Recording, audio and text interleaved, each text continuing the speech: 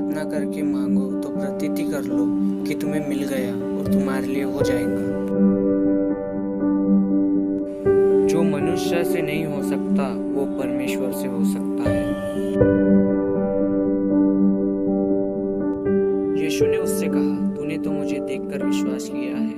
धन्य वे हैं जिन्होंने बिना देखे विश्वास किया।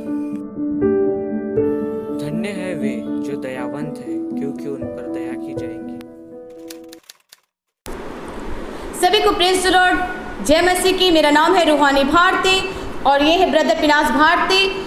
आई होप, मैं आशा करता हूँ कि आप सब आनंदित और मगन हैं।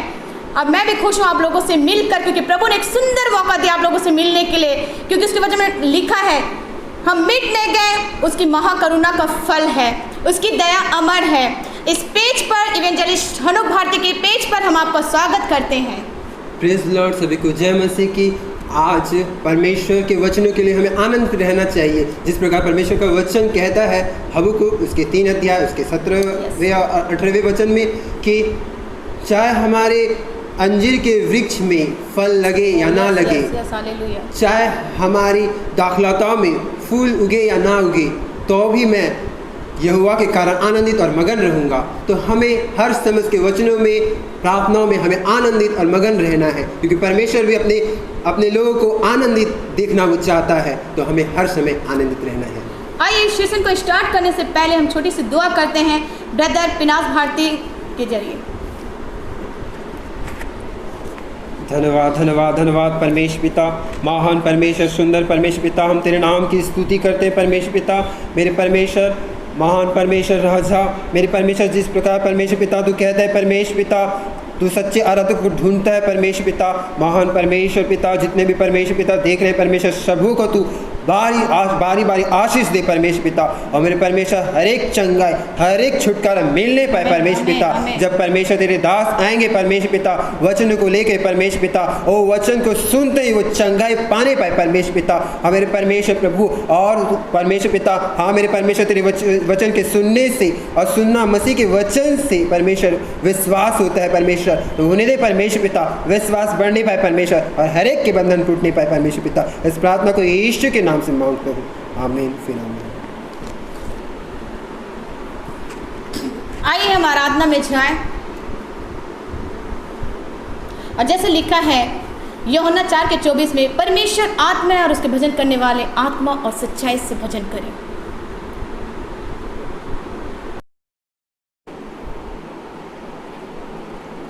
आइए हम आराधना में जाएं।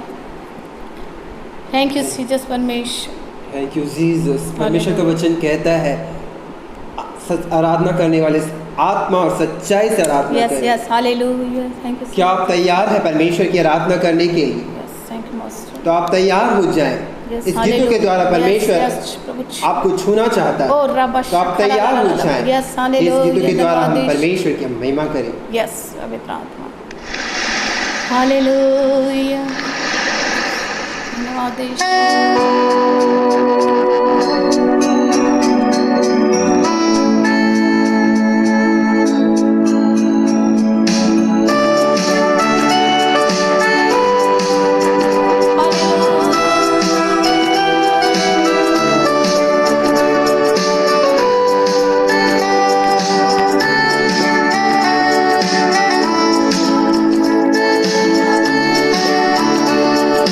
प्यार का सागर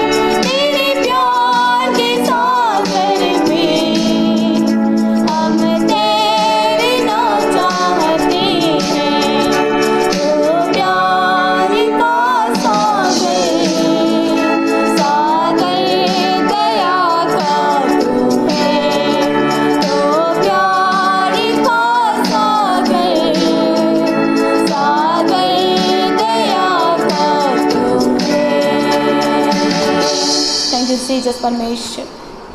हालेलुया, धन्यवाद यीशु।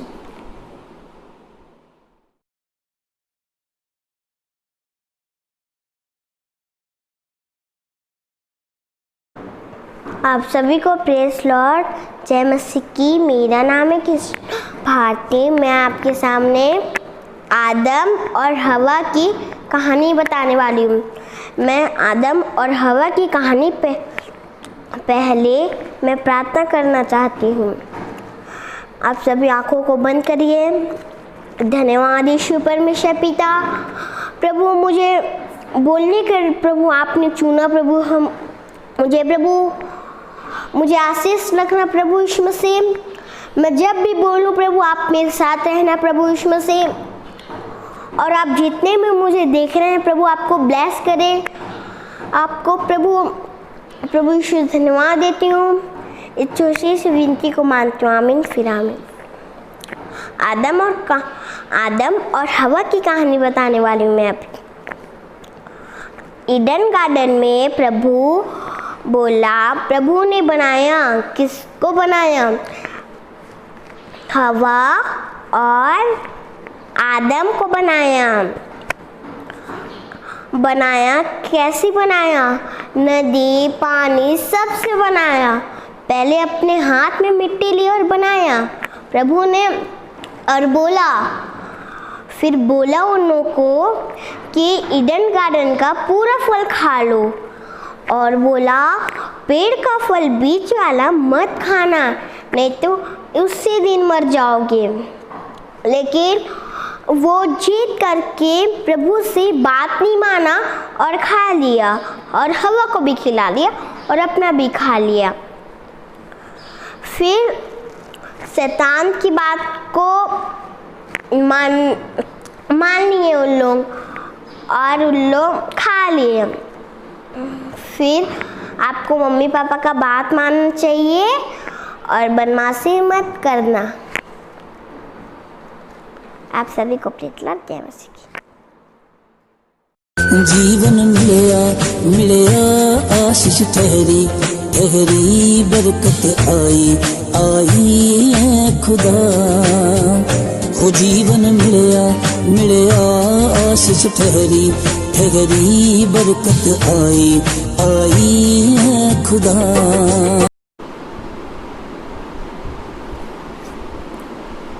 आज सिस्टर सोनी जो अपना बर्थडे सेलिब्रेट कर रही है, जैसे वचन में लिखा है कि आज का दिन यहोवा ने बनाया है, हम इसमें आनंदित हों। Wish you many happy returns of the day sister Sohani. मैं वचन के जरिए आपको ब्लेस करना चाहती हूँ, जैसे वचन में लिखा है भजन संहिता 138 के 8 में, यहोवा मेरे लिए सब कुछ पूरा करेगा और उसकी करुणा सदा की है। सिस्टर सुहानी के लिए हम जन्मदिन की बहुत बहुत बधाई देते हैं कि आज वह जन्मदिन की वह उत्सव मनाने जा रही है। मैं सिस्टर सुहानी को इस वचन के जरिए मैं ब्लेस करना चाहूँगा। फिलिपियों इसका 1:6 के अनुसार, मुझे इस बात का भरोसा है कि जिसने तुम में अच्छा काम आरंभ किया है वही उसे यीशु मसीह के दिन तक पूरा करेगा। तो इस वचन के जरिए सिस्टर सुहानी को हम ब्लेस करते हैं और हमारा कर्तव्य भी बनता है कि हम उसके लिए हम प्रार्थना करें। तो आइए हम प्रार्थना में जाएं। प्रेमी परमेश्वर पिता, हम धन्यवाद करते परमेश्वर पिता, अनुग्रहकारी परमेश्वर पिता, हम सिस्टर सुहानी के लिए प्रार्थना करते परमेश्वर पिता, वो जिस कामों में भी हाथ डाले परमेश्वर पिता वो आशीषित होने पाए परमेश्वर पिता। उनकी मिनिस्ट्री के लिए हम प्रार्थना करते परमेश्वर पिता, वो दिनों दिन उन्नति करता चली जाए परमेश्वर पिता, और हर बातों में हर एक मिनिस्ट्री उज्जवल होने पाए परमेश्वर पिता। और मेरे परमेश्वर पिता हर एक कार्य में तू आशीष दे परमेश्वर पिता, जहाँ भी जाए परमेश्वर पिता तेरी आशीष से को लेकर चलने वाली होने पाए परमेश्वर पिता, तेरी सामर्थ को लेकर चलने वाली होने पाए परमेश्वर पिता। वहाँ परमेश्वर पिता, वहाँ राजा, इस प्रार्थना को यीशु के नाम से हम मांगते हैं प्रभु, आमीन फिर आमीन। हमारे बीच में आ रही है सोनी सिस्टर वचन को लेके।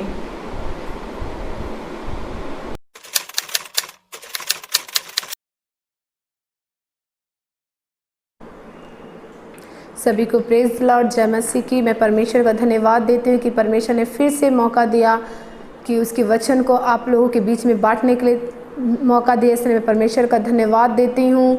और वचन जाने के पहले आइए हम प्रार्थना छोटी सी करते हैं। पवित्र दयावन खुदा मेरे बाप परमेश्वर पिता, हृदय से आपका धन्यवाद देती हूँ प्रभु। दयावन खुदा मेरे बाप प्रभु जी, महान सर्वज्ञानी परमेश्वर पिता, हम हृदय से आपका धन्यवाद देते हैं कि प्रभु आपने अपने प्रियजनों को फिर से प्रभु ये लाइफ के थ्रू हमें मिलाया। प्रभु हम आपका हृदय से धन्यवाद देते हैं परमेश्वर पिता प्रभु जी। हो दयावन खुदा मेरे बाप परमेश्वर पिता प्रभु जी, तेरे बच्चे परमेश्वर पिता, तेरे बच्चे के ऊपर प्रभु तू दया कर खुदा मेरे बाप परमेश्वर पिता प्रभु। और प्रभु तेरा फेवर उनके ऊपर आने दे प्रभु, तेरा अनुग्रह उन पर आने दे परमेश्वर पिता। उनके फैमिली को प्रभु मैं ब्लेस करती हूँ खुदा मेरे बाप प्रभु। जब वचन सुनेंगे परमेश्वर पिता, ओ खुदा बाप प्रभु, उनके हृदय चेंज होने पाए परमेश्वर पिता प्रभु। और प्रभु और तुझ में वो मजबूत होने पाए खुदा मेरे बाप परमेश्वर पिता, तेरे करीब और बड़े खुदा बाप प्रभु जी। हे दयावन खुदा मेरे बाप प्रभु, चाहे जो भी समस्या उनकी हो प्रभु, आज की शाम उनकी समस्या दूर होने पाए खुदा मेरे बाप परमेश्वर पिता प्रभु जी।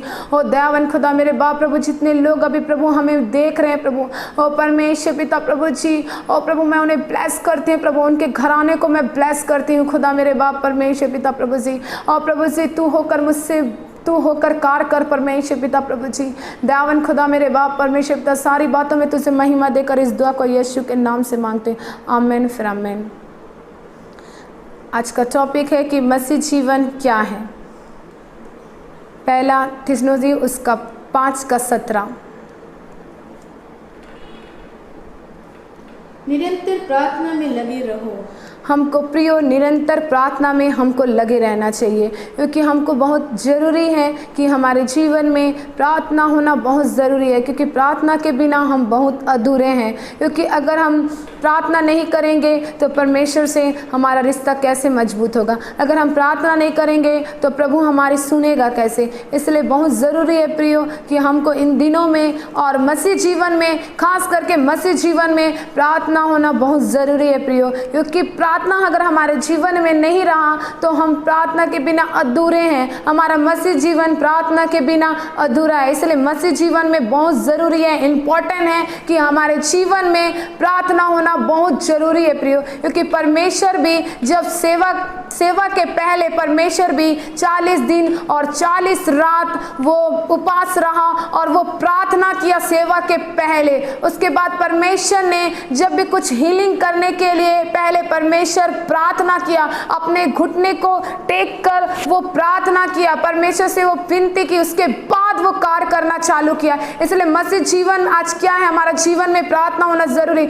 कुछ भी अगर हम कार्य करते हैं पहले हमारा जीवन प्रार्थना का होना चाहिए। अगर हम जो भी कुछ कार्य करते हैं हमारे जीवन में पहले प्रार्थना होना चाहिए। इसलिए इम्पोर्टेंट ये है कि अगर मसीह जीवन में, अगर हमारे जीवन में प्रार्थना नहीं है तो हम मसीह जीवन कैसे कहलाएंगे प्रियो। अगर हमारे जीवन में प्रार्थना नहीं है तो हम कैसे प्रार्थना से हम अपने जीवन को मजबूत कर सकते हैं प्रियो। क्योंकि परमेश्वर को जब डाकू पकड़ने आए थे तब भी परमेश्वर ने घुटने टेक कर प्रार्थना किया, तब भी परमेश्वर ने प्रार्थना किया। जैसे हम देख सकते हैं वो हन्ना की प्रार्थना को हम देख सकते हैं, क्योंकि वो भी एक प्रार्थना की अपने जीवन को मजबूत करने के लिए। क्योंकि वो भी आत्मिक जीवन में बढ़ने के लिए वो क्या की, प्रार्थना की। जैसे हम देख सकते हैं दाऊद भी परमेश्वर के सामने प्रार्थना किया। क्योंकि बहुत महत्व है कि हमारा जीवन, मसीह जीवन में प्रार्थना होना बहुत जरूरी है प्रियो। हम जो भी कार्य करते हैं लेकिन हमारे जीवन में अगर प्रार्थना नहीं है तो हमारा मसीह जीवन व्यर्थ है प्रियो। हम अपने आप को धोखा देते हैं प्रियो। लेकिन प्रियो परमेश्वर कहता है अगर उसका स्वभाव हमारे जीवन में है तो बहुत जरूरी है कि प्रार्थना जीवन हमारे जीवन में बहुत बहुत मजबूत करता है। प्रार्थना हमारे लाइफ में बहुत जरूरी है, इम्पोर्टेंट है। जैसे कि हम देख सकते हैं कि हमारे जीवन में वचन भी रहना बहुत ज़रूरी है।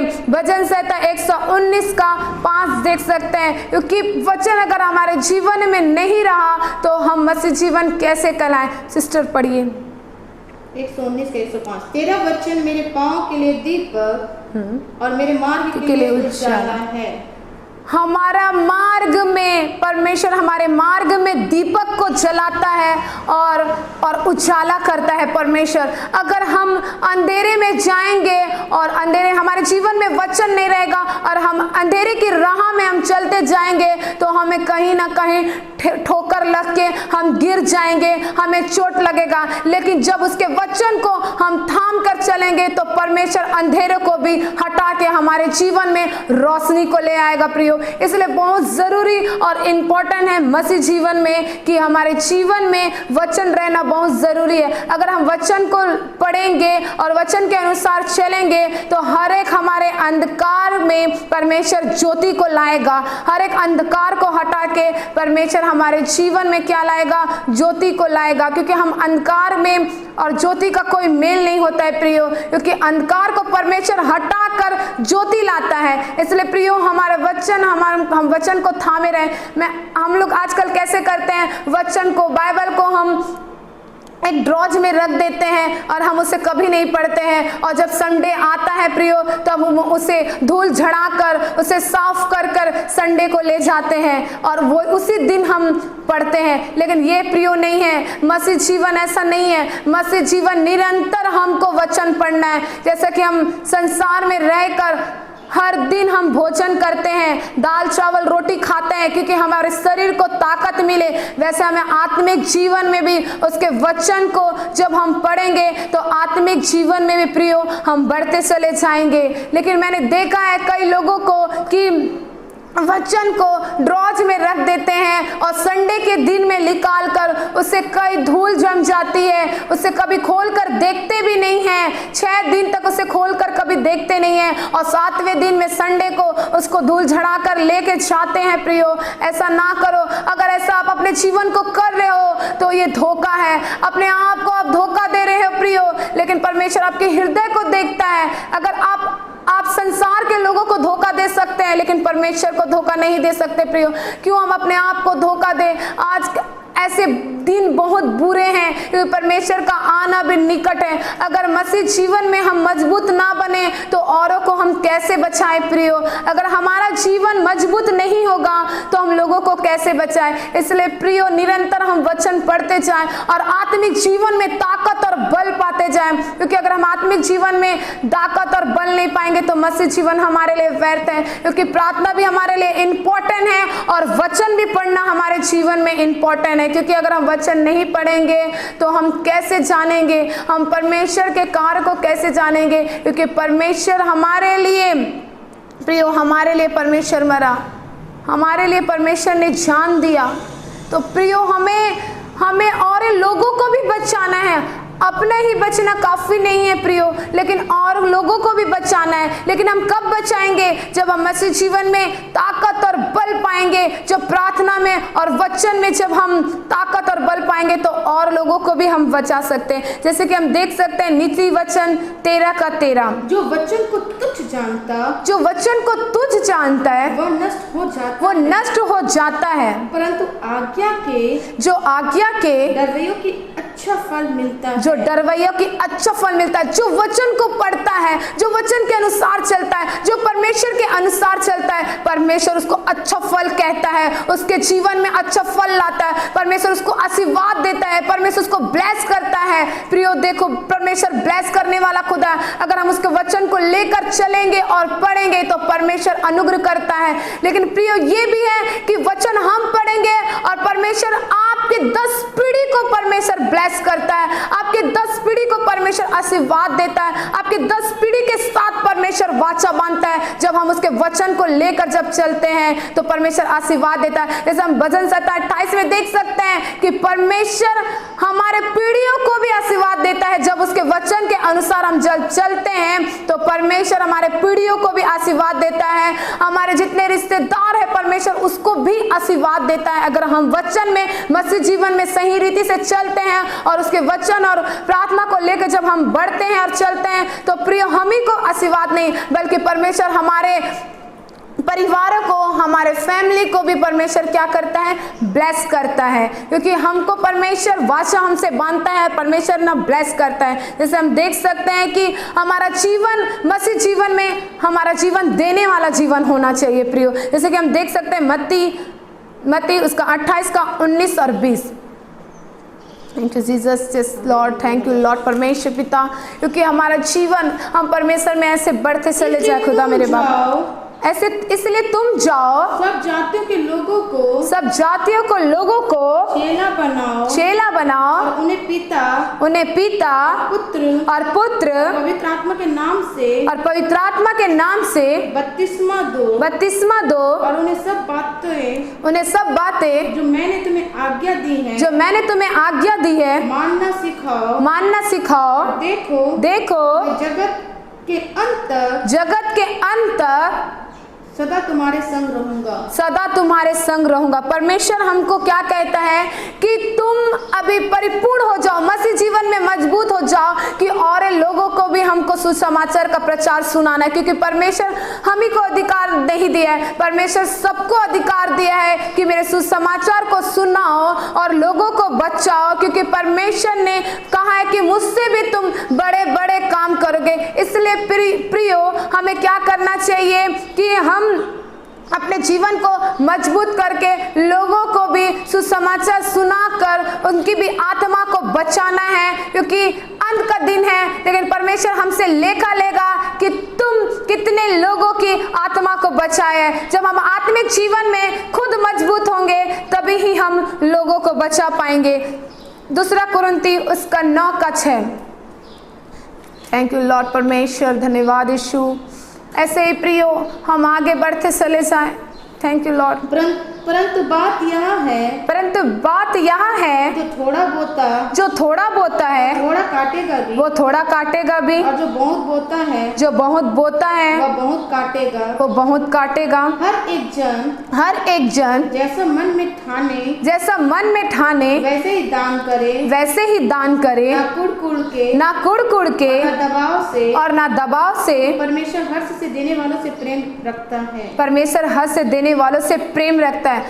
अगर हमारे जीवन में हम देने की सक्षम हैं तो हम लोगों को देना चाहिए, हमको लोगों को देकर उनकी हेल्प करना चाहिए। अगर हमारे जीवन में है कि हम दे सकते हैं उसको, तो जरूर प्रियो मसीह जीवन देने का भी जीवन है। हमको जरूर लोगों के लिए हेल्प करना चाहिए, देना चाहिए। अगर कोई तकलीफ में है और हम उसे दे सकते हैं तो प्रियो जरूर दे, क्योंकि मसीह जीवन में परमेश्वर भी लोगों को कई चीज़ों को परमेश्वर ने लोगों को चमत्कार और हर एक चीज़ों को परमेश्वर ने उनको आशीर्वाद और दान और प्रदान किया। वैसा भी हमारा स्वभाव होना चाहिए कि प्रभु हमको सिखाता है कि मसीह जीवन में हमको परमेश्वर सिखाता है कि हम लोगों को अगर हमारे जीवन में हम देने की शक्ति रखते हैं, हमारे जीवन में संपूर्ण है कि हम दे सकते हैं उस इंसान को, तो जरूर प्रियो कि हमको लोगों की हेल्प करना चाहिए, उनकी मदद करना चाहिए, हम उनके साथ में हमको चलना चाहिए और हम उसका जो भी उनकी ज़रूरतों को अगर हम पूरा कर सकते हैं तो ज़रूर हमको पूरा करना चाहिए। क्योंकि जब परमेश्वर ने हमें सब कुछ दिया है, हमारे पास सब कुछ है, तो अगर हम दे सकते हैं लोगों को तो हम जरूर दीजिएगा। अगर आप दे सकते हैं तो लोगों की हेल्प आप जरूर कीजिएगा, कि लोग को अगर हेल्प करोगे तो परमेश्वर आपकी हेल्प करेगा, परमेश्वर आपको आशीर्वाद देगा, परमेश्वर आपको जीवन में ब्लेसिंग लाएगा, आपके परिवार के जीवन में खुशियाँ लाएगा। क्योंकि अगर हम जब देते हैं तो परमेश्वर हमें भी देता है। जब हम दूसरे को देते हैं, जैसे कि हम परमेश्वर को अगर हम किसी को देते हैं तो परमेश्वर हमें दुगना देता है। जैसे अब्राहम ने परमेश्वर को कुछ दिया, उसकी बातों को सुनकर उस जगह को वो जिस भूमि पर वो था, और परमेश्वर ने उसे कहा कि इस भूमि को छोड़ और तू जा उस भूमि पर, तो वो चला गया। ना परमेश्वर से कुछ क्वेश्चन किया ना कुछ किया, और वो चला गया। लेकिन वहाँ वो जानता भी नहीं था जिस जगह वो गया, लेकिन उस जगह वो जानता भी नहीं था कि किस जगह, लेकिन परमेश्वर ने जो उसके पास था वो सब लोगों को दे दिया। उसके बाद जब वो उस शहर को छोड़कर जब परमेश्वर की आज्ञा को मानी, तब परमेश्वर ने उसे क्या किया, दुगना दिया। इसलिए परमेश्वर दुगना देने वाला खुदा है। अगर हम किसी को देंगे तो परमेश्वर हमको दुगना देगा। इसलिए मसीह जीवन में ये बहुत महत्वपूर्ण होता है कि प्रार्थना हमारे जीवन में बहुत इम्पोर्टेंट है। हमारे जीवन में वचन रहना बहुत इम्पोर्टेंट है। हमारे जीवन में लोगों को दान करना बहुत इम्पोर्टेंट है। हमारे जीवन में प्रभु की सेवा करना बहुत इम्पोर्टेंट है, क्योंकि अगर परमेश्वर ने हमें अधिकार दिया है कि हम हर जगह जाके उसके सुसमाचार को सुना के और भी लोगों को हम बचाएं, कि प्रभु के बारे में वो हम उन्हें बताएं कि वो उनका आत्मा बदलने पाए। प्रियो, जैसे कि अगर हमारे मसीह जीवन में हम मजबूत ना बने तो हम लोगों को कैसे बचा पाएंगे। इसलिए हमारा मसीह जीवन में ये सारी बातें बहुत इम्पोर्टेंट है कि हम मसीह जीवन में बहुत ज़रूरी है कि मसीह जीवन में ये सब चीज़ हमारे जीवन में बहुत इम्पोर्टेंट रखता है। और क्योंकि मसीह का स्वभाव हमारा स्वभाव भी होना चाहिए। ये वचन में परमेश्वर आपको सबको ब्लेस करे। और हम छोटी सी दुआ करते हैं। पवित्र सामर्थ्य योग परमेश्वर पिता, हम धन्यवाद देते हैं खुदा मेरे बाप प्रभु जी, जितने लोग परमेश्वर पिता भी ये वचन को सुने हैं परमेश्वर पिता, उनके जीवन में प्रभु 100 गुना फल आने पाए खुदा बाप परमेश्वर पिता। हे दयावन खुदा मेरे बाप प्रभु जी, ओ महान जीवित और सामर्थ के योग प्रभु जी, ओ प्रभु तेरे प्रियोजनों को प्रभु तेरी जरूरत है मेरे राजा। ओ परमेश्वर पिता, इसी वक्त प्रभु इन्हें छू लीजिए मेरे राजा।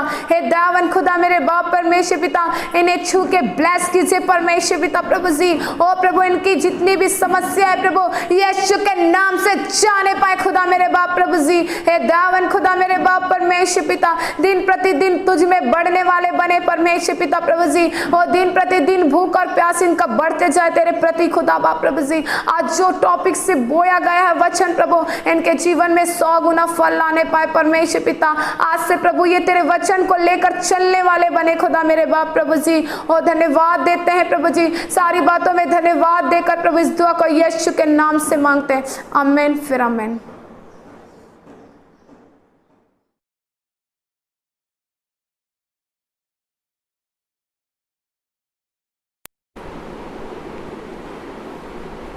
धन्यवाद यीशु, धन्यवाद यीशु पवित्र आत्मा। हे मेरे मन यहोवा को धन्य कह और जो कुछ मुझ में उस पवित्र नाम को धन्य कह। और उसे किसी भी उपकार को ना भूलना। वही तेरे अधर्म को क्षमा करता, वही तेरे रोगों को चंगा करता, वही तेरे प्राण को नाश होने से बचाता है। धन्यवाद यीशु, मिटने का ये तेरी करुणा तेरी दया है पिता परमेश्वर। आइए हम उस खुदा को हम धन्यवाद के साथ उसकी स्तुति करें, महिमा के साथ उसकी आराधना करें। हालेलुया। और थैंक यू मास्टर परमेश्वर। और धन्यवाद यीशु राजा। हालेलुया। पवित्र आत्मा, आइए हम मिलकर उसकी आराधना करें। वो योग्यता, वो बढ़कर देने वाला परमेश्वर है। हम कोटि कोटि बार उससे धन्यवाद है। जितना धन्यवाद दे उतना कम है। हमें जितने लोग हमें देख रहे हैं उस जिंदावन खुदावन को धन्यवाद दे। उसे याद करें, उस देने को याद करें। पिता तूने मुझे क्या क्या दिया, उस चीजों को याद करें, स्मरण करें। के साथ स्तुति गाऊंगा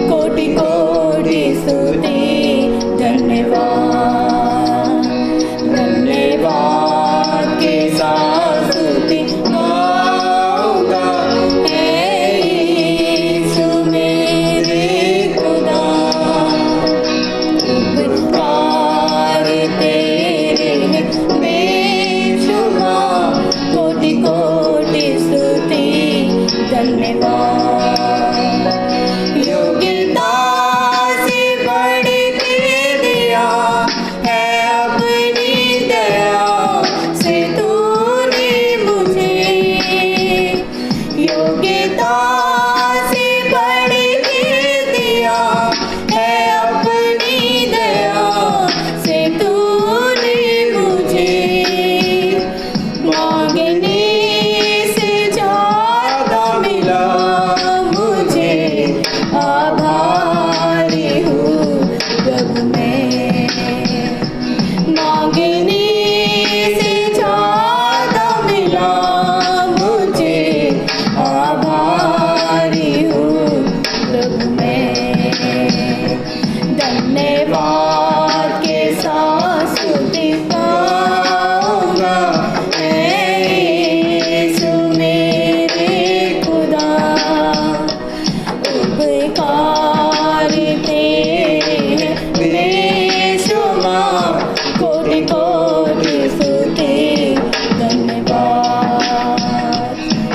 मास्टर परमेश्वर, तेरी हम स्तुति करते हैं परमेश्वर।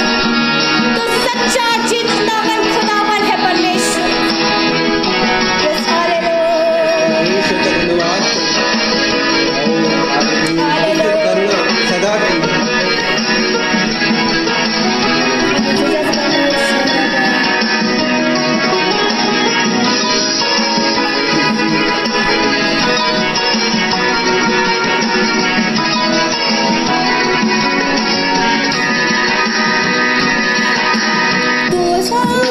जिंदा खुदा है तुझे पर ही भरोसा मेरा, तू है सच्चा जिंदा खुदा है तुझे पर ही भरोसा मेरा।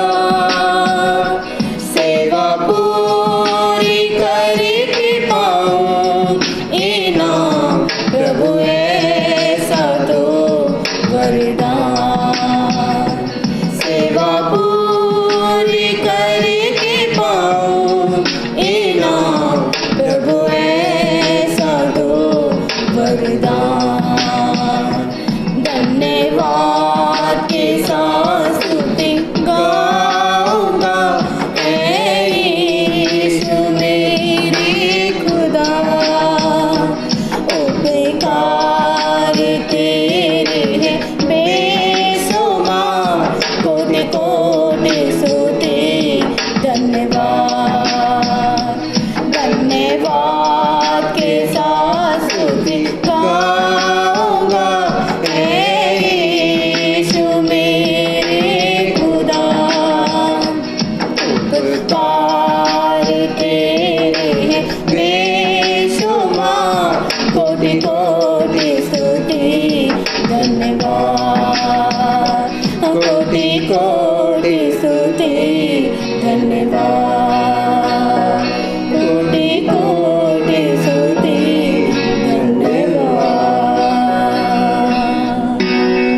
थैंक यू मास्टर परमेश्वर। धन्यवाद। सभी को प्रेज लॉर्ड, जय मसीह की। यीशु मसीह के सामर्थी नाम में मैं आपका इवांजलिस्ट सनुक भारती आपका स्वागत करता हूं। जितने लोग पहली बार इस पेज पे आए हैं, मैं आपसे रिक्वेस्ट करता हूं प्लीज़ इस वीडियो को ज़्यादा से ज़्यादा शेयर करें कि लोग इसमें जुड़ पाए और प्रभु की महिमा हम एक साथ करने पाए। और साथ ही साथ wish you many happy returns of the day sister Swani Bharti according to Numbers chapter 6 verse 24 to 26 what Bible says। हम इंग्लिश में देखते हैं। The Lord bless you and keep you, the Lord make his face shine on you and be gracious to you, the Lord turn his face toward you and give you peace। और हिंदी में हम पढ़ते हैं इसी प्रकार परमेश्वर का वचन कहता है कि परमेश्वर तुझे आशीष दे। इस प्रकार से लिखा है, यहोवा तुझे आशीष दे और तेरी रक्षा करे। यहोवा तुझ पर अपने मुख का प्रकाश चमकाए और तुझ पर अनुग्रह करे। यहोवा अपना मुख तेरी ओर करे और तुझे शांति दे। इस वचन के अनुसार परमेश्वर आपको बहुत ब्लेस करे। प्रभु आपको और आशीष दे। आने वाले समय में प्रभु आपके जितने भी रुके हुए काम है प्रभु उसको सफल करे और आपको और सक्सेस की ओर ले जाए। प्रभु आपको ब्लेस करे और जो जो काम पे आप हाथ लगाए उस सब में सक्सेस होने पाए। प्रभु आपको ब्लेस करे। आइए हम आज एक न्यू सीरीज़ पे बात करने जा रहे हैं। न्यू सीरीज़ है न्यू टेस्टमेंट का और हम पढ़ने जा रहे हैं, सीखने जा रहे हैं। डीप स्टडी हम पहली बार इस सेशन में आपको देने जा रहे हैं। मत्ती रचित सुसमाचार से लेकर प्रकाशित वाक्य तक। तो हम आज सीखेंगे मत्ती रचित सुसमाचार उसका पहला अध्याय से। लेकिन मत्ती रचित सुसमाचार उसके पहले अध्याय को देखने से पहले, उससे पढ़ने से पहले, उसका स्टडी करने से पहले आइए हम उसके लेखक के बारे में कुछ जानकारी हासिल कर लें। जैसे कि हम जानते हैं कि मत्ती रचित सुसमाचार को लिखने वाला जो शख्स है वो यीशु मसीह के 12 चेलों में से एक था। और जैसे कि हम जानते हैं कि यीशु मसीह ने उससे बुलाया, मत्ती उनमें से एक था। उसने अपने 12 चेलों को बुलाया। उसको प्रभु ने उन सबको ब्लेस किया। प्रभु ने उन्हें अधिकार दिया कि वो सारे दुष्ट आत्माओं को और सारे बंधनों से लोगों को आज़ाद करे, लोगों के सुसमाचार को सुनाए। उन्होंने प्रभु यीशु मसीह ने कहा कि तुम सारे संसार में जाकर मेरे नाम का सुसमाचार सुनाओ। यही मत्ती जो उनमें से एक था। हम उसके ऑथरशिप के बारे में देखते हैं। आइए हम देखिए उसके ऑथरशिप के बारे में, लेखकाई के बारे में।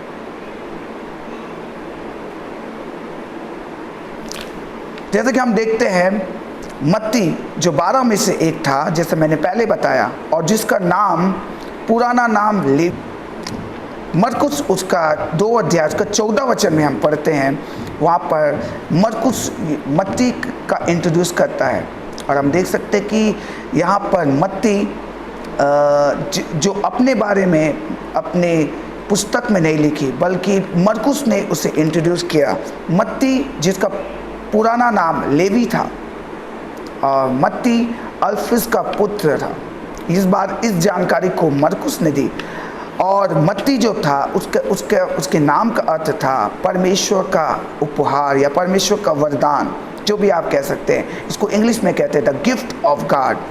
मैथ्यू का मतलब होता है द गिफ्ट ऑफ गॉड। और यही मैथ्यू जो टैक्स कलेक्टर था, जैसे कि हम जानते हैं कि वो चुंगी लेने वाला है, महसूल लेने वाला था। और उसके बारे में जैसे हम जानते हैं कि पहला उसने एनकाउंटर हुआ था यीशु मसीह के साथ 9वां अध्याय में। जैसे कि हम जानते हैं कि यीशु मसीह के साथ पहली मुलाकात हुई थी 9वें अध्याय उसका। जब हम 9 वचन से जब आगे 13 वचन तक हम पढ़ते हैं, वहाँ पर यीशु मसीह के साथ उसकी पहली मुलाकात हुई जब वो महसूल लेने वाली चौकी पे बैठा हुआ था।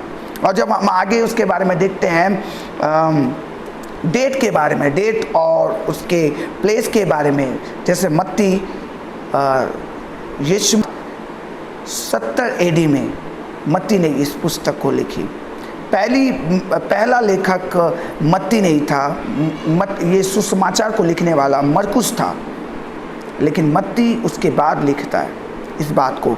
और जैसा हम देखते हैं कि जो उसके रेसिपिएंट्स थे उसके बारे में हम देखते हैं, वो अर्ली चर्च पीरियड के समय था जब इस पुस्तक को लिखी गई। जब हम आगे देखते हैं पर्पस के बारे में, उसका क्या पर्पस था, मत्ती का पर्पस क्या था, उसका उद्देश्य क्या था इस पुस्तक को लिखने का, तो हम देखते हैं कि मत्ती का सबसे मेन उद्देश्य था कि वो पुराने नियम के जो भविष्यवाणियाँ हैं जो यीशु मसीह के बारे में हुई थी कि वो कुंवारी से जन्म लेगा। जैसे यशायाह की पुस्तक उसका 7वां अध्याय उसका 14 वचन से हम पढ़ते हैं, तो वहाँ पर स्पष्ट रूप से यीशु मसीह के बारे में जो भविष्यवाणी हुई थी वो मत्ती कहता है वो पूरी हुई। वो मसीहा है, यीशु मसीह को वो साबित करता है कि वो मसीह है।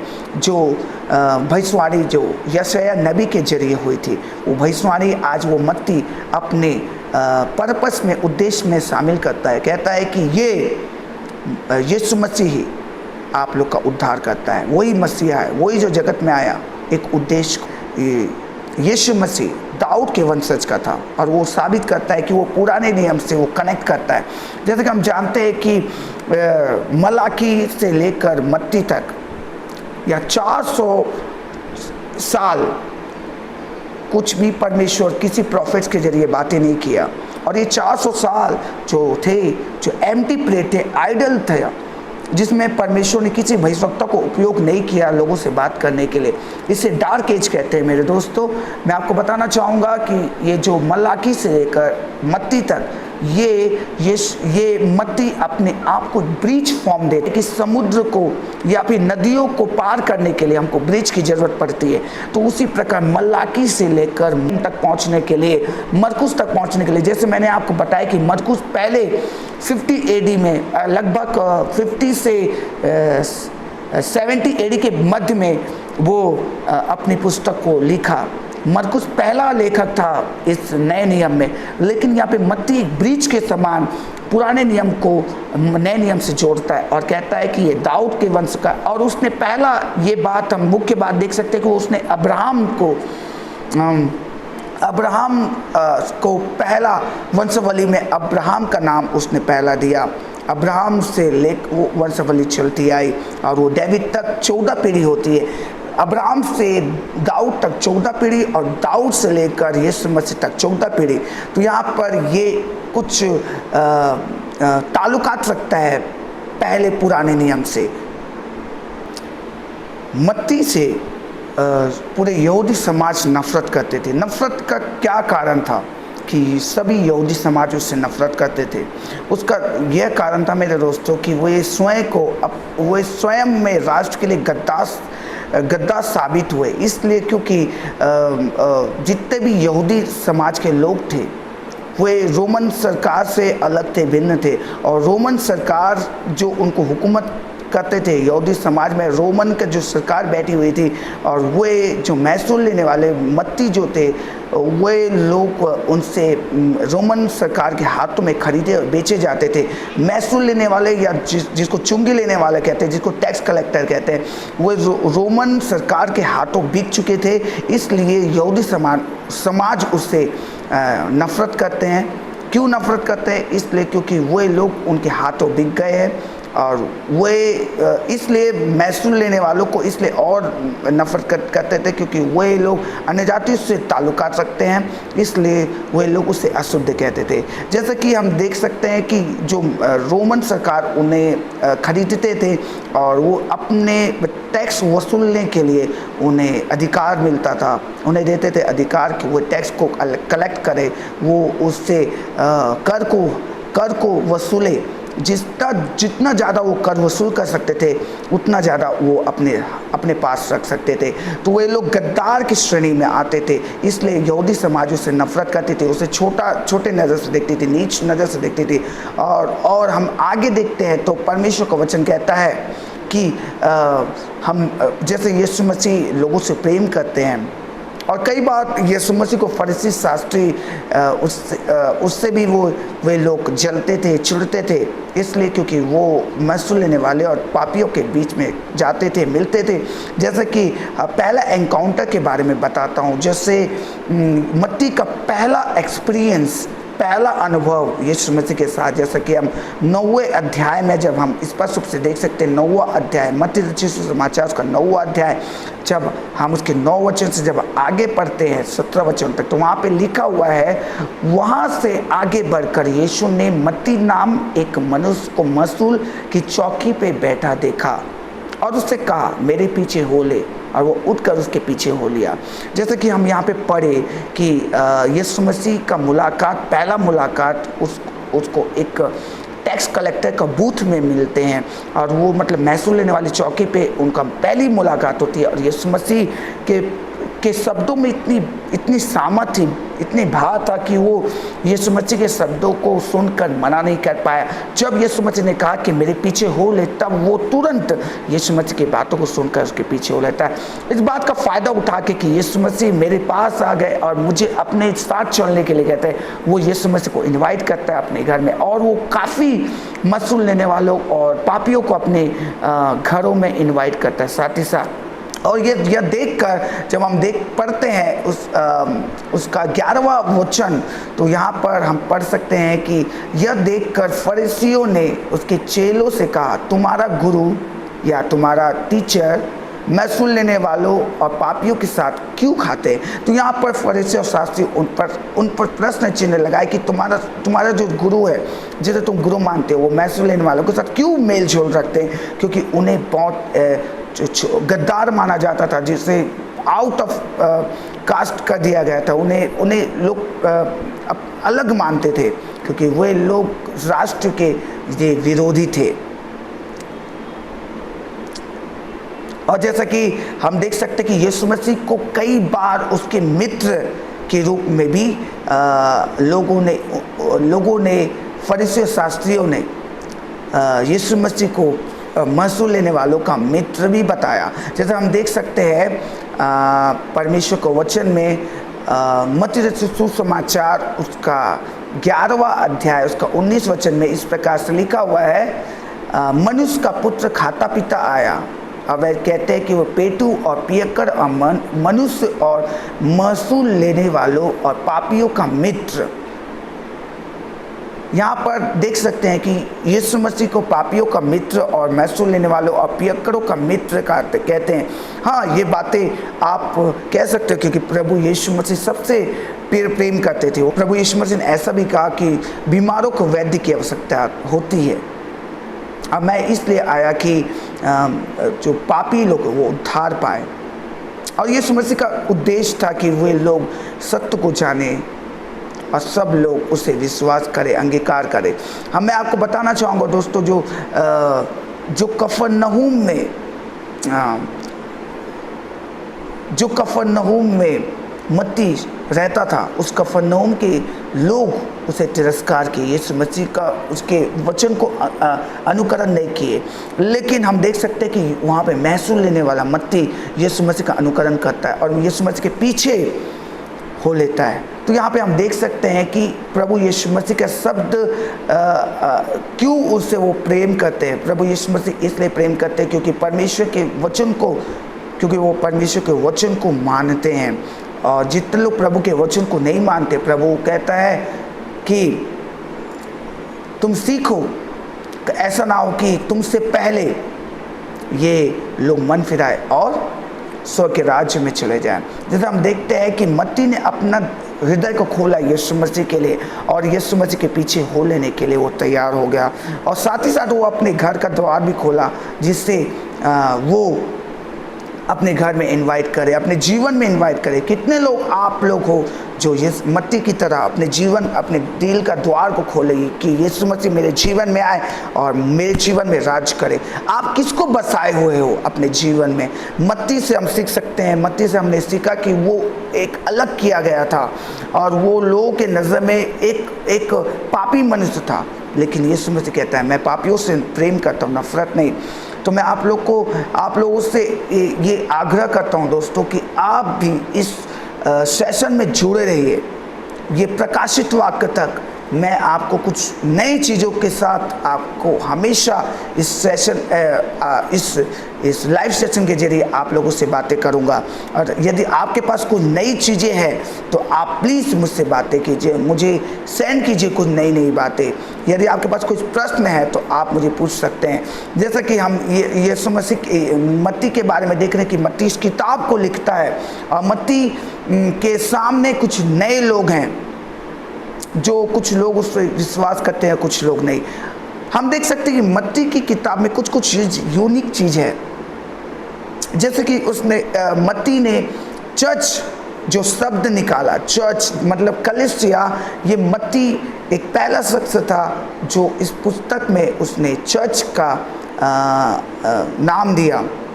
जैसे हम देख सकते हैं मत्ती रचित सुसमाचार उसका 16वां अध्याय, जब हम 18 को पढ़ेंगे तो वहाँ पे क्या लिखा हुआ है। वहाँ पे चर्च एक शब्द आया है और जो चर्च का मतलब होता है कॉल्ड आउट असेंबली, मतलब परमेश्वर के बुलाए गए लोग जो इकट्ठे हैं, इसका मतलब ये होता है। और ये न्यू टेस्टामेंट में हम देख सकते हैं और भी ये पुराने नियम से, जैसे हम देख सकते हैं कि असेंबली कैसे बने, कैसे एक हुए। जैसे हम देख सकते हैं जेनेसिस उसका 12 चैप्टर उसका 1 वर्स, जैसे देख सकते हैं उत्पत्ति उसका 12वां अध्याय उसका 1 वचन में देख सकते हैं कि एक व्यक्ति से यहाँ पे धीरे धीरे एक व्यक्ति से 2 से 4 से 6 8 10 12 और इस प्रकार से पूरे इज़राइल का निर्माण होता है। और उस शख्स का नाम है जिससे इस असेंबली का स्टार्ट हुआ है, वो है अब्राहम। जैसे हम देख सकते हैं कि परमेश्वर ने अब्राहम से वाचा बांधी और परमेश्वर ने अब्राहम से कहा कि मैं तेरे जरिए बड़ी जाति बनाऊंगा और तेरे नाम को ऊंचा करूंगा। तो ये उत्पत्ति उसका 12वां अध्याय उसका 1 वचन से जब हम पढ़ते हैं तो उसमें एक चर्च का निर्माण है, पहला ओल्ड टेस्टमेंट। उसके बाद ड्यूटोनॉमी उसका 7वां अध्याय उसका 6 से लेकर 8 वचन तक हम पढ़ेंगे तो वहाँ पर भी चर्च के बारे में लिखा गया कि एक इज़राइल है, जो नेशन, जो देश इज़राइल है, वो भी असेंबली है, जो मिस्र देश से आए हुए जो इकट्ठे थे। प्रभु ने कहा वो एक चर्च है, कलीसिया है, जो मतलब जंगलों से होकर गुजरे, वो भी परमेश्वर की कलीसिया एक चर्च है। और उसके बाद एक्ट्स प्रेरितों का उसका 7वां अध्याय उसका 38 वचन में भी लिखा हुआ है कि दे वर गॉड्स कॉल्ड आउट पीपल, मतलब प्रभु के बुलाए हुए लोग हैं। जैसा कि मैंने पहले भी बताया कि जो मत्ती है वो एक ब्रिज की तरह काम किया। मरकुस पहले लिखी गई थी किताब, मरकुस जैसे 50 से लेकर 70 के बीच में मध्य में लिखी गई थी, 50 से 70 की एडी के बीच में लिखी गई थी, और 70 में मैथ्यू मतलब मत्ती अपनी पुस्तक को लिखता है। तो यहाँ पर मरकुस और मलाकी के बीच में एक गैप था जो मत्ती ने भरी है। उस गैप को एक ब्रिज के समान, उस गैप को उसने भरी, एक ब्रिज के समान उस दोनों को उसने जोड़ा, मलाकी और मरकुस को। जैसा हम देख सकते हैं दोस्तों कि आप ये सोच रहे होंगे कि मरकुस की किताब पहले लिखी गई, तो मरकुस की किताब यहाँ पे नए नियम में पहले जगह पे मतलब पहले स्थान में क्यों नहीं रखा गया, ये क्रॉनिकली चेंज क्यों हुआ। तो हम देख सकते हैं जैसे कि आप अगर मरकुस की किताब को पढ़ेंगे, मरकुस रचित सुसमाचार को पढ़ेंगे, उसका पहला अध्याय से पढ़ेंगे, तो वहाँ पर यीशु मसीह के जन्म की जानकारी नहीं दी गई है। लेकिन यहाँ पर हम देख सकते हैं कि मत्ती रचित सुसमाचार में उसमें अब्राहम से जो वंशावली 14 पीढ़ी तक, दाऊद और दाऊद से लेकर यीशु मसीह की 14 पीढ़ी तक किस प्रकार से लोग यीशु मसीह का जन्म किस जाति में और किस वंशावली में हुई, ये यहाँ पर बताया गया है। तो हम देख सकते हैं किसी भी स्टोरी को स्टार्ट करने से पहले हम ये जानते हैं कि उसका बचपन क्या था, उसके पूर्वज क्या थे, ये हम जानकारी लेना जरूर चाहेंगे। तो यहाँ पर मरकुस उतनी जानकारी नहीं देता है, लेकिन यहाँ पर मत्ती हमें बहुत सारी जानकारी देता है यीशु मसीह के जन्म की, कि यीशु मसीह के जन्म किस प्रकार हुआ। आप ये भी सोच रहे होंगे कि लूका को क्यों नहीं लिखा गया। हम यहाँ पे देख सकते हैं कि कुछ सिस्टमेटिक ढंग से यहाँ पर लूका और मत्ती में कुछ डिफरेंस है, चेंजेस है, जो मैं आपको आगे जब मैं लूका में आऊँगा तो मैं आपको डिफरेंसेस बताऊँगा कि ये कैसे डिफरेंसेस है मत्ती, मरकुस और लूका में। लेकिन यूहन्ना इससे डिफरेंट बातें लिखता है।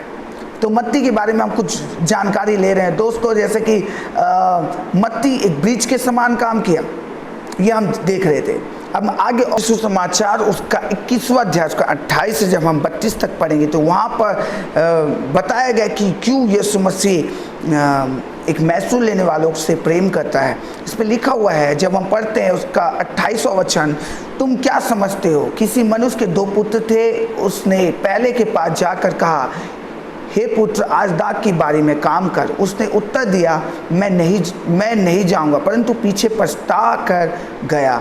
फिर दूसरे के पास जाकर ऐसा ही कहा, उसने उत्तर दिया, जी हाँ जाता हूँ, परंतु नहीं गया।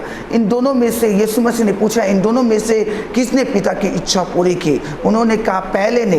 तब यीशु मसीह ने कहा, मैं तुमसे सच सच कहता हूँ कि महसूल लेने वाले और वेश्या तुमसे पहले स्वर्ग राज में प्रवेश करेंगे। तो यहाँ पर आगे क्या लिखा हुआ 32 वचन जब हम पढ़ते तो 32 वचन में लिखा है, क्योंकि यूहन्ना धर्म के मार्ग से तुम्हारे पास आया और तुमने उसकी प्रतीति ना की, पर महसूल लेने वालों और वेश्याओं ने उसकी प्रतीति की, और तुम यह देखकर पीछे भी ना पछताए कि उसकी प्रतीति कर लेते। जैसा कि हमने पढ़ा कि यूहन्ना जो धर्म का मार्ग बताता है और जिसका जो सुसमाचार वो सुनाता है, उसे वो यूहन्ना फोररनर था यीशु मसीह का। उसके मार्ग को सीधा करने के लिए यूहन्ना का चुनाव हुआ था।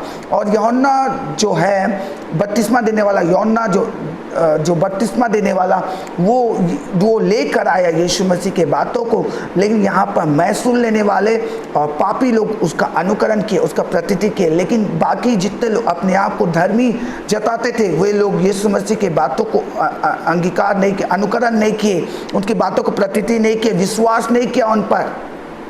क्यों आज महसूल लेने वाला मत्ती आज यीशु मसीह के नज़र में एक महान व्यक्ति है? क्यों इस पुस्तक को लिखने वाला लेखक आज जो हम पहला अध्याय को हम देख रहे हैं कि जिस मत्ती ने आज इस पुस्तक को लिखा,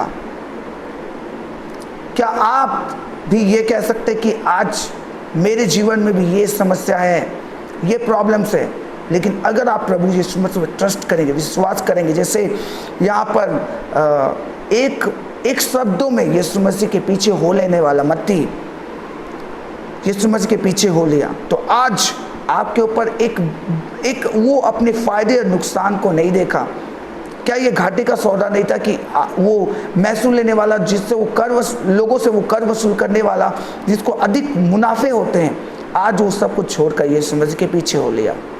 क्या आप ये चाहते हैं दोस्तों कि आप यीशु मसीह के पीछे चलने से आपको कुछ फायदे या नुकसान के पीछे रहना चाहिए? यीशु मसीह के पीछे जो चलता है मेरे दोस्तों, आप अगर कुछ भी करें, आप जहाँ पे हाथ लगाएंगे वहाँ पर आप सफलता प्राप्त करेंगे। जैसे मत्ती के जीवन से हम देख सकते हैं। हाँ, अभी हम पहला अध्याय स्टार्ट करने जा रहे हैं कि पहला अध्याय में मत्ती यीशु मसीह के बारे में क्या कहता है। बहुत सारी बातें आज हम सीखेंगे। ये सेशन में पहला अध्याय जो हम सीख रहे हैं मत्ती रचित सुसमाचार का, आगे हम इसी प्रकार प्रकाशित वाक्य तक सीखेंगे। हर एक सेशन में नई नई बातें सीखेंगे। तो आपसे मैं निवेदन करता हूं कि इस सेशन को चूकिए मत, लोगों को शेयर कीजिए, कि इस वीडियो को ज़्यादा से ज़्यादा देखिए। अगर कोई सुझाव है, कोई आपको कोई क्वेश्चन है, तो आप मुझे मैसेज करके भी पूछ सकते हैं। प्रभु आपके साथ है, आपकी परवाह करता है परमेश्वर।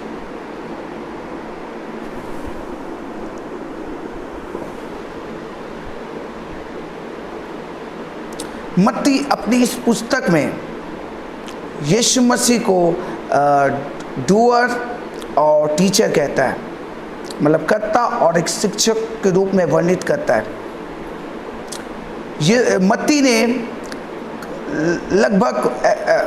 लगभग 20 ऐसे मिरेकल्स के बारे में यहाँ पे वर्णन किया है, अद्भुत आश्चर्य कर्म के बारे में, और 6 ऐसे मुख्य संदेशों को उसने रखा हुआ है। स्वर्ग के राज्य के बारे में वो ज़्यादा फोकस करता है। मत्ती ने यहाँ पर वंशावली के बारे में वर्णन किया है, जो पहला अध्याय उसका एक वचन से लेकर हम 17 वचन तक पढ़ते हैं, जो यहाँ पे 2 भागों में बटा हुआ है। मत्ती यहाँ पर वंशावली को बताता है। मत्ती यहाँ पहला अध्याय पे यीशु मसीह की वंशावली और जो उससे पहले की वंशावली यहाँ पे 2 भागों पे बटी हुई है। जैसे पहला हम देखते हैं जो द ह्यूमन हेरिडिटी, और सेकंड द डिवाइन हेरिडिटी, मतलब जीनियोलॉजी। यहाँ पर जो मनुष्य की जो वंशावली जो अब्राहम से लेकर जोसेफ तक, यूसुफ तक, मतलब यीशु मसीह से पहले तक आई, और उसके बाद हम देख सकते हैं कि यीशु मसीह की वंशावली यहाँ पे जिसको हम डिवाइन हेरिडिटी कहते हैं। तो हम देखते हैं कि ह्यूमन हेरिडिटी में जब हम देखते हैं कि यहाँ पर सन ऑफ डेविड, यहाँ पर यीशु मसीह को दाऊद की संतान माना गया है का वंशावली। यहाँ पर अब्राहम से लेकर दाऊद तक 14 पीढ़ी, और दाऊद से यीशु मसीह तक 14 पीढ़ी। तो हम देख सकते हैं कि यहाँ पर जो बीच वाला मध्य पीढ़ी है, जिसको दाऊद की पीढ़ी कहते हैं, तो वो इसी वजह से, जैसे परमेश्वर ने अब्राहम को भी वाचा बांधा था कि तेरे वंश को मैं पृथ्वी के छोर तक और तारे समान बढ़ाऊंगा, और यहाँ पर परमेश्वर ने दाऊद से भी वाचा बांधा था कि मैं तेरे वंश से एक उत्तराधिकारी पैदा करूँगा, उत्पन्न करूँगा, जो राजाओं का राजा होगा, जो अति महान होगा। और इसलिए यहाँ पर मत्ती यीशु मसीह को दाऊद से जोड़ता है और कहता है कि वो उस राजा के वंश का है, राजा के घराने का। यहाँ पे 2 चीज़ें हम देख सकते हैं। जैसे हम पहला अध्याय उसका 1 वचन से 17 वचन पे पढ़ते हैं। यहाँ पर अब्राहम से लेकर यीशु मसीह के पहले तक हम देख सकते हैं, यहाँ पर 28 पीढ़ी के बाद यीशु मसीह का जन्म हुआ। तो हम देख सकते हैं यहाँ पे यीशु मसीह के जो जन्म हुआ उसके बारे में हम देखते हैं। हम 18 के बाद जब हम 25 तक पढ़ेंगे, 18 से 25, वहाँ पर लिखा हुआ है मत्ती रचित सुसमाचार उसका 1 अध्याय उसका 18 वचन से जब हम आगे पढ़ते हैं, तो यहाँ पर यीशु मसीह के जन्म के बारे में लिखा गया, जैसे कि जोसेफ और मरियम दोनों का विवाह होने पर था, और यहाँ पर दोनों का विवाह नहीं हुआ था, उनकी मंगनी हुई थी। और यहाँ पर यीशु मसीह का जन्म इस विवाह से पहले जब मरियम वर्जिन थी, मतलब वो कुंवारी थी, और कुंवारी के पेट को परमेश्वर ने चुना, क्योंकि परमेश्वर अद्भुत काम करने वाला परमेश्वर, जो एक पत्थर से भी पानी निकालने वाला परमेश्वर, जो अपनी सामर्थ्य में महान है, परमेश्वर जो कुछ भी कर सकता है। आपकी ज़िंदगी में भी बहुत सारी चीज़ परमेश्वर बोलते हैं, जो चीज़ें तुम सोचते हो वो तुम्हारे लिए असंभव है, वो सब काम वो कर सकता है। हम सोच रहे होंगे कि ये काम हमारे लिए असंभव है, हम कैसे कर पाएंगे, हम कैसे इससे बाहर निकल पाएंगे, लेकिन प्रभु कहता है मेरे दोस्तों, अगर तुम विश्वास करो तो पत्थर भी बोल उठेंगे। अगर तुम विश्वास करो तो पत्थर, चट्टान से भी पानी निकल आएंगे। और जैसे परमेश्वर ने पुराने नियम में हमने पढ़ा ही होगा कि किस प्रकार से परमेश्वर ने मूसा के साथ रहा, और परमेश्वर ने मूसा के जरिए एक रेड सी को, लाल समुद्र को किस प्रकार से 2 भागों में बांट दिया। जैसे हमने कई बार देखे होंगे वीडियोस में और बाइबल में हमने पढ़ा भी होगा कि परमेश्वर का कितना बड़ा आश्चर्य कर्म जो मूसा के जरिए हुआ। तो परमेश्वर कहता है कि वो वर्जिन से पैदा होगा, क्योंकि यशायाह नबी की किताब उसका 7वां अध्याय उसका 14 वचन में प्रभु का वचन क्या कहता है। यशायाह, जैसे कि हम पढ़ते, यशायाह उसका 7वां अध्याय उसका 14 वचन में इस प्रकार से लिखा हुआ है। वचन बताता है, इस कारण प्रभु आप ही तुमको एक चिन्ह देगा, सुनो, एक कुंवारी गर्भवती होगी और पुत्र जनेगी और उसका नाम इमैनुअल रखा जाएगा।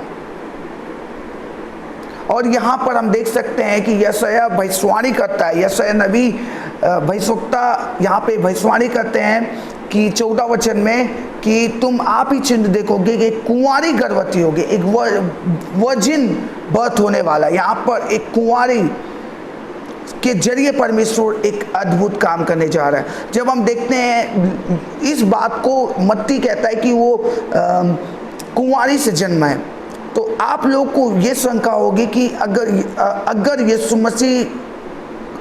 मसीह गॉड है तो क्यों वो जन्म लेने की जरूरत पड़ी।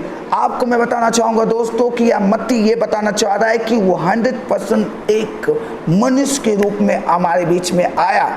हम परमेश्वर की वचन को, जैसे हमने पहले भी मूसा के समय से, अब्राहम के समय से और आदम के समय से हमने सुनते आए हैं कि परमेश्वर का कोई रूप नहीं था।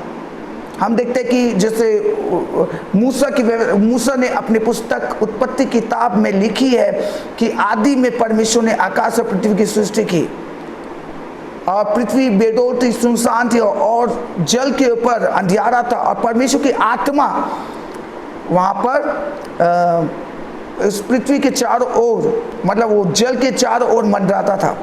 यहाँ पर यूहन्ना अपनी किताब में, यूहन्ना रचित सुसमाचार में वो कुछ अलग दर्शाता है। इस बात को मैं यूहन्ना में समझाऊंगा अच्छे से, लेकिन यहाँ पे हम देखते हैं कि यहाँ पे मत्ती और यूहन्ना में एक फ़र्क है। मत्ती यह बताता है, यह दर्शाता है कि जो वर्जिन बर्थ हुआ, ये सारी चीज़ें वो क्यों दर्शाता है। वो कहना चाहता है कि वो देह धारण किया, अब वो एक डिवाइन परमेश्वर था, एक ईश्वरी रूप था, वो आकार लेके आया, जो निराकार था, और निराकार से वो आकार लेकर हमारे बीच में आया।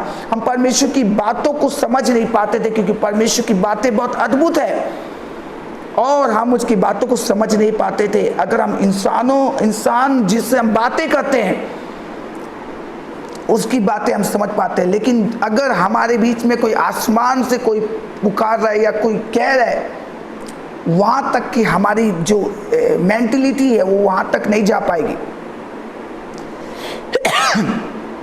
तो मैं आपको बताना चाहूँगा दोस्तों कि यहाँ पे मत्ती यह कहना चाहता है कि वो डिवाइन परमेश्वर था, एक ईश्वर था, महिमा में रूप में था, अब वो आकार लेकर हमारे बीच में आया। जैसे कि यूहन्ना ये मानता है कि वो डिवाइन परमेश्वर है, लेकिन यहाँ पर मत्ती यह मानता है कि वो डिवाइन परमेश्वर एक रूप लेकर हमारे बीच में आया, और वो रूप देह धारण किया और मनुष्य का रूप धारण करके मरियम के पेट से परमेश्वर ने उसे उत्पन्न किया। जैसे कि हम देख सकते हैं कि वो एक इटर्नल गॉड है, जो कल था, आज है और कल रहेगा। वो परमेश्वर जो कभी मरा नहीं, जिसकी कोई सीमा नहीं, वो हमारा यीशु मसीह है, वो हमारा परमेश्वर है, जिसको हम छोटे रूप में नहीं बोल सकते। यहाँ पे मत्ती इस यीशु मसीह को राजा के समान मानता है। मत्ती कहता है, ये जैसे हम देखते हैं उसने दाऊद के साथ ताल्लुकात, यीशु मसीह का दाऊद के साथ ताल्लुकात है या फिर उससे रिलेशनशिप है, ऐसा मत्ती यहाँ पे कहता है। अपनी पुस्तक में वो यीशु मसीह को राजा समझता है, वो कहता है कि वो राजाओं का राजा है। ये कुछ यूनिकनेस चीज़ें मत्ती ने इस पुस्तक में बताई। हम पहला अध्याय आज पढ़ रहे हैं, आने वाले दिनों में हम फिर से आएंगे सेकंड अध्याय को लेकर। बहुत सारी नई नई जानकारियाँ हम सीखेंगे दोस्तों इस सेशन के जरिए। आप ज़्यादा से ज़्यादा अपने दोस्तों को शेयर कीजिए कि वो लोग सीख पाएँ और सच्चाई को जान पाएँ। देखिए दोस्तों, मत्ती ये जताना चाहता था, ये बताना चाहता था, ये दर्शाना चाहता था कि यीशु मसीह का स्वरूप देव धारण होना, ये एक महान उद्देश्य को दिखाता है। ये बताता है कि जो प्रोफेसीज जो पुराने नियम में थी, जो यशायाह नबी की किताब उसका 7वां अध्याय का 14 वचन में, जैसे कि हमने पढ़ा, जैसे कि हमने यशायाह की किताब उसका 7वां अध्याय उसका 14 वचन में पढ़ा, इस कारण प्रभु आप ही तुमको एक चिन्ह देगा, सुनो एक कुंवारी गर्भवती होगी और पुत्र जनेगी और उसका नाम इमैनुअल रखा जाएगा। तो यहाँ पर हम देख सकते हैं दोस्तों कि यीशु मसीह इस दुनिया में आने का एक मकसद था, कुंवारी के पेट से जन्म लेना। ये भी एक प्रोफेसी का जो फुलफिल हुई, जैसा हम देख सकते हैं यशायाह नबी ने इसको प्रोफेसी की, इसकी भविष्यवाणी की। लेकिन मत्ती ये कहता है, प्रूफ करता है कि यीशु मसीह ही वही मसीहा है। अब और कोई मसीहा की आप बात ना जो, पुराने नियम में लोग उस मसीहा की बात जो रहे थे, वो उस मसीहा की खोज में थे कि कौन है वो मसीहा जो हमारे लिए हमको इस पापों से उद्धार करेगा, हमें आज़ाद करेगा हर एक रोगों से, हर एक समस्या से, और हमें उस पर विश्वास करना है जो परमेश्वर, जो मसीहा है, जो परमेश्वर का पुत्र है। और वही और यहाँ पे मत्ती साबित करता है कि वही यीशु मसीह जो भविष्यवाणी के तहत यशायाह नबी ने कही, वो यहाँ पर पूरी होती है। तो पहला अध्याय में दोस्तों हमने सीखा कि यहाँ पे ह्यूमन हेरिडिटी है, मतलब यीशु मसीह मनुष्य का वंशावली जो अब्राहम से दाऊद तक और दाऊद से यीशु मसीह तक 14 पीढ़ी, उसके बाद यीशु मसीह का जन्म, जैसे कि कुंवारी के पेट से, जो यशायाह की किताब का 7 का 14 में हमने पढ़ा कि वही भविष्यवाणी पूरी होगी, और ये भविष्यवाणी पूरी होती है। ये बात का सबूत मत्ती अपनी पुस्तक में देता है। आगे हम दूसरा अध्याय पढ़ेंगे अगले सेशन में। आप बिल्कुल जुड़े रहिए, बने रहिए। बहुत सारी जानकारियाँ जो आप चाहते हैं, सीखना चाहते हैं, डीप स्टडी, तो ये डीप स्टडी जो प्रभु का भेद और प्रकाशन है, तो आप प्लीज़ ज़्यादा से ज़्यादा इस वीडियो को शेयर करें। प्रभु आप सबको ब्लेस करे। आइए हम प्रार्थना करें। प्रभु हम प्रार्थना करते हैं प्रभु अपने लोगों के लिए। प्रभु जितने लोग अभी देख रहे हैं, I pray for them God, every problem, every sicknesses should leave in the mighty name of Jesus. God, you are healer, you are master God, you can change every situation that they are going through God. Every problem I command it in the mighty name of Jesus. यीशु मसीह के सामर्थी नाम में हर एक बंधन एक टूट नहीं पाए। I rebuke every problems to leave my people. प्रभु यीशु के सामर्थी नाम है, यीशु के सामर्थी नाम है। प्रभु अभी छू ले। हर एक बीमारी जा रही है यीशु के सामर्थ्य नाम में। जितने लोग हमें कमेंट्स करके अपनी तकलीफें बता रहे हैं, उनकी सारी समस्या जाने पाए, उनकी परेशानी जाने पाए, उनकी हर एक समस्याएं जाने पाए यीशु के सामर्थ्य नाम में। प्रभु दया कर, अनुग्रह कर, अपने बलवंत हाथ को बढ़ा प्रभु और छू ले, छू ले। ब्लेस कर, ब्लेस कर, ब्लेस कर, ब्लेस कर, ब्लेस कर। गॉड जितने लोग अभी प्रेयर रिक्वेस्ट सेंड कर रहे हैं प्रभु, उन सारे लोगों के लिए प्रार्थना करते हैं, सारे प्रेयर रिक्वेस्ट के लिए प्रार्थना करते हैं प्रभु। अभी उनका उपाय कर, उनकी समस्याओं को दूर कर, उनकी समस्याओं को दूर कर, उनकी समस्याओं को दूर कर, उनकी परेशानी को दूर कर, इनके परेशानी को दूर कर, इनके परेशानी को दूर कर इसके सामर्थ्य नाम में। जितने भी इनके घर में कर्ज की समस्या जाने पाए इसके सामर्थ्य नाम में, कर्ज की समस्या जाने पाए इसके सामर्थ्य नाम में, कर्ज की समस्या जाने पाए इसके सामर्थ्य नाम में। हर एक बंधन टूटने पाए, हर एक बंधन टूटने पाए। I rebuke in the mighty name of Jesus. प्रभु यीशु के सामर्थ्य नाम है, यीशु के सामर्थ्य नाम है, यीशु के सामर्थ्य नाम है। अभी एक हीलिंग होने पाए प्रभु, चमत्कार का एक बड़ा अद्भुत काम कर इनके जीवन में होने दे प्रभु।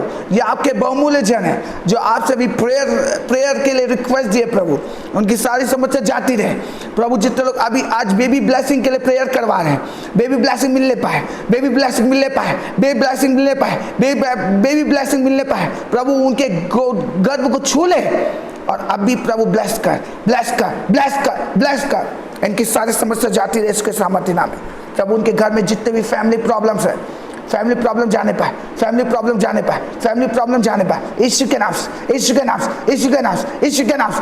I call the name of Jesus.